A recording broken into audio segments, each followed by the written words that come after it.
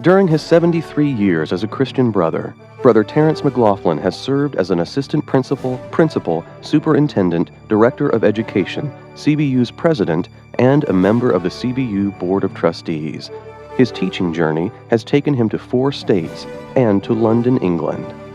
An author of numerous books and booklets, Brother Terence recently published Silent Acceptance, a memoir of his presidency, during which Christian Brothers High School became the first private high school in Memphis to integrate, with the admission of Jesse Turner, Jr. Brother Terence is being honored with the Bishop Carroll T. Dozier Award for Peace and Justice for his life of service, his commitment to racial equality, especially in education, and his dedication to ensuring equal access to a quality education for all.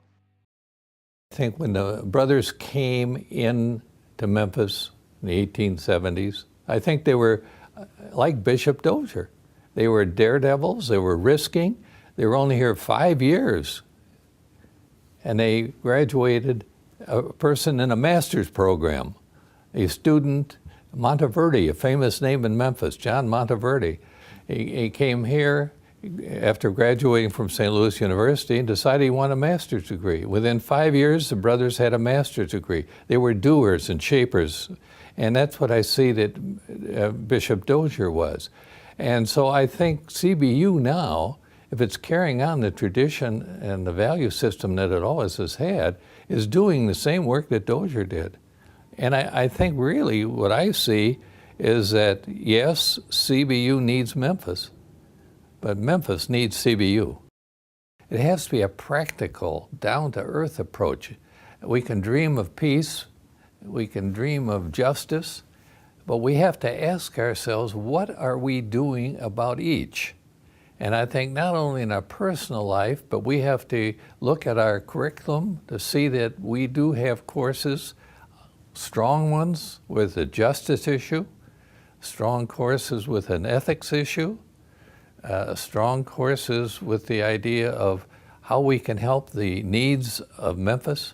I don't know where else the spark is going to come from unless it comes through education. When I first came out teaching, I came into a very poor school right in the worst part of the city of Chicago. We would call it today a multicultural school. We never used that term then, but everybody was there. And it was sort of showing us what we could do with students of all backgrounds if we really understood them and did something about them.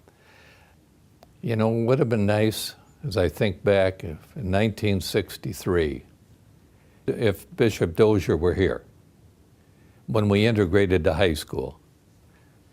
CBC at that time, now CBHS, enrolled Jesse Turner, the first black ever to appear in an all-white high school in the city of Memphis.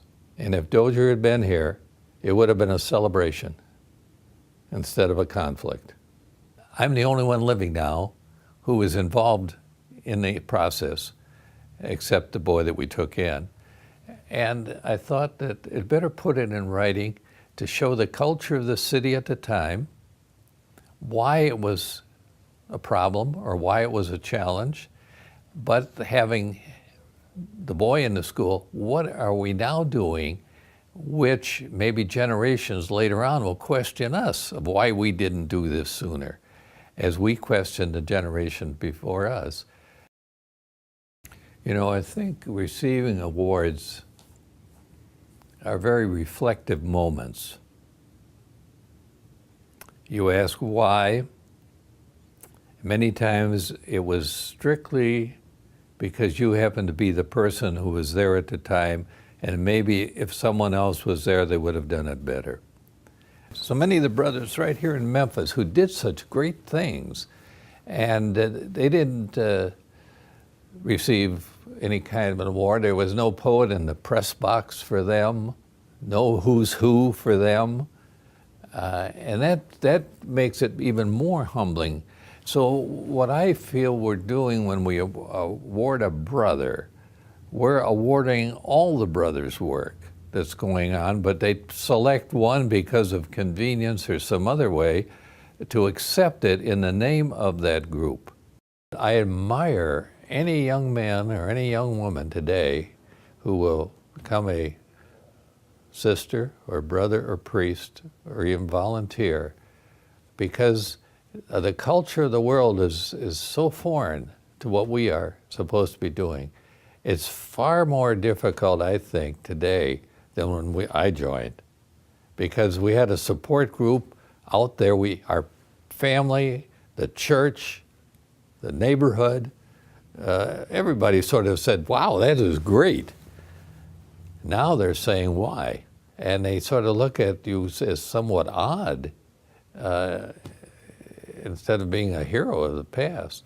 So my hat goes off to all of them. I want to support them in every way I can, because I think we need those kinds of people. Dr. Deutsch was an immigrant from Austria, wonderful educator. I mean, a man who had high standards, and some of those high standards would conflict with the American student opinion of how much study should be given. He taught in what was the Ave Maria building on the campus. The Ave Maria building has been taken down now, and part of it was the Buckman building that we now have. But it was an all-glass building, and there was noise in the classroom, even when it was supposed to be quiet. That was one part Dr. Deutsch found tough. But the main struggle with him was that his 10 o'clock class in the morning. Delta Airline was just new in Memphis, and it flew very closely over our buildings. And it made a roar, the motors as went by, and that would drive Dr. Deutsch crazy. So one day he just in frustration ran out of the classroom, ran over to my office, came in and ran right through the door and demanded that I call the airlines immediately and for them to change their flight pattern. They don't want over Memphis. It was so low, really, so we had on a gym roof. We had Welcome to Memphis on our gym roof, and all the people talk about it. And we have a little memorial right here to Dr. Deutsch on the campus, right next to the Ave Maria building where he taught. And I must say, located still in the Delta flight pattern. I think we have to say we are a Catholic university in the Lassallean tradition. The Lassallean tradition means we give emphasis to a certain part of the needs of the community. And what are those needs? Those needs, for example, here, are taking care of many students who could not otherwise come, but trying to get them help to get here. And when they get here, it's understanding that they're not here just as students, but they're here as young people that are to be brought up character-wise, morals, religion, what have you, but they are to come back after this education and be the salt of the earth for the city. And I think Lassallean education does that, and I think we're in 83 countries of the world, having all kinds of schools fit the needs at a very practical level. And I think probably we got to realize that we got a good core out there, and we got to bring them into the operation. You hear that expression so often today, they're giving back. You know, I've never felt, because I taught for not charging anything, that they owed me anything. I do not accept that. But at a higher level, I think could they support what we're doing? I think if we reach them properly, they will. Memphis, as I say, is a city of opportunity.